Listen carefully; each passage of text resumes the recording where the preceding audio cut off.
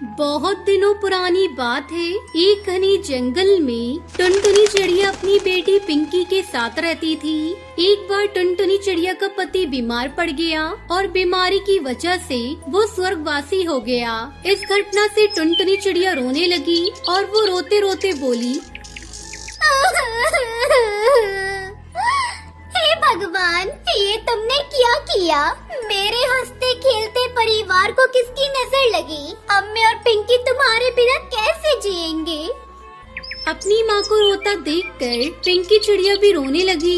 इसी तरह कई दिन गुजर गए। उनके घर का राशन पानी भी समाप्त हो गया था। तब मजबूरन टुनटुनी चिड़िया भोजन की तलाश में बाहर जाने की सोचती है। टुनटुनी चिड़िया पिंकी से कहती है, तब तक आप लोग हमारे इस वीडियो को लाइक और अगर आपने हमारे चैनल को सब्सक्राइब नहीं किया है तो जल्दी से सब्सक्राइब कर लें और कमेंट सेक्शन में जरूर बताएं कि आपको हमारी ये कहानी कैसी लगी। देखो बेटा, घर का सारा राशन खत्म हो गया है। अब मजबूरन मुझे ही दाना पानी का इंतजाम करना पड़ेगा, इसलिए मैं भोजन की तलाश में बाहर जा रही हूँ। मेरे वापस आने तक तुम घर में रहो, मैं जल्दी वापस आ जाऊंगी। ठीक है माँ, मैं कहीं नहीं जाऊंगी, घर में ही रहूंगी।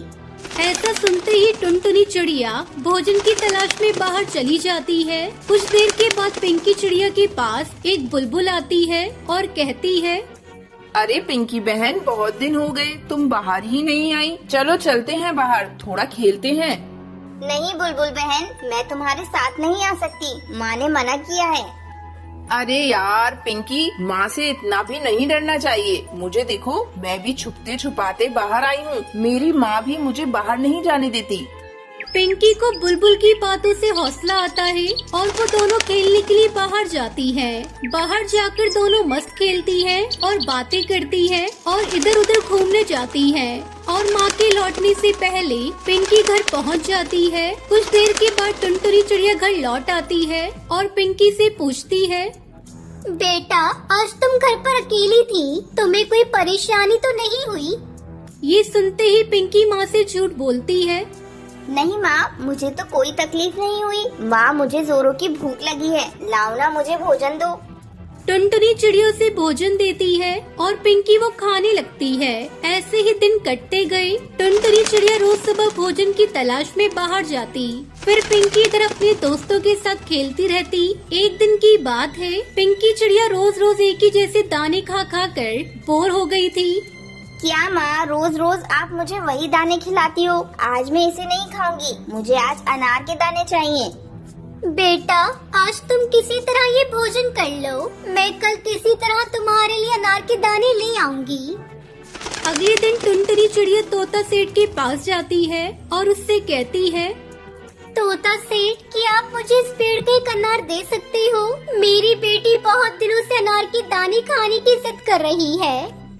नहीं नहीं, मैं तुम्हें अनार नहीं दे सकता। ये सब अनार हमारे बिरादरी के तोतों के लिए रखे हैं। तुम चली जाओ यहाँ से।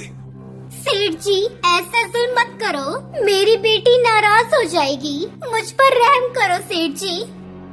टुनटुनी चिड़िया तोते के सामने गिड़गिड़ाने लगी, ठीक है, पर इसके बदले में तुम्हें एक काम करना होगा। हाँ सेठ जी, मैं आपका हर काम करने के लिए तैयार हूँ, बस मुझे एक अनार दे दीजिए। ठीक है, इस पेड़ के नीचे जो कांटे पड़े हैं वो तुम्हें यहाँ से हटाने होंगे, तभी तुम्हें अनार मिलेगा।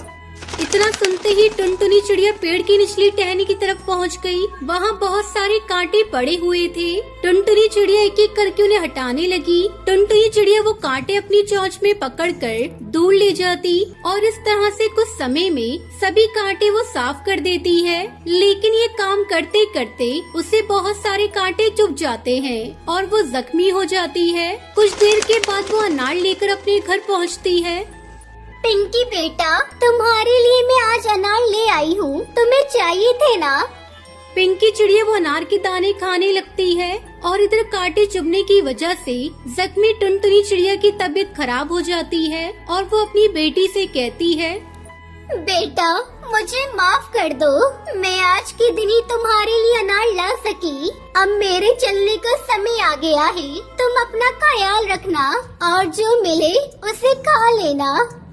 ऐसा कहकर टुनटुनी चिड़िया अपनी आंखें हमेशा के लिए बंद कर लेती है और पिंकी बेचारी हमेशा के लिए अनाथ हो जाती है।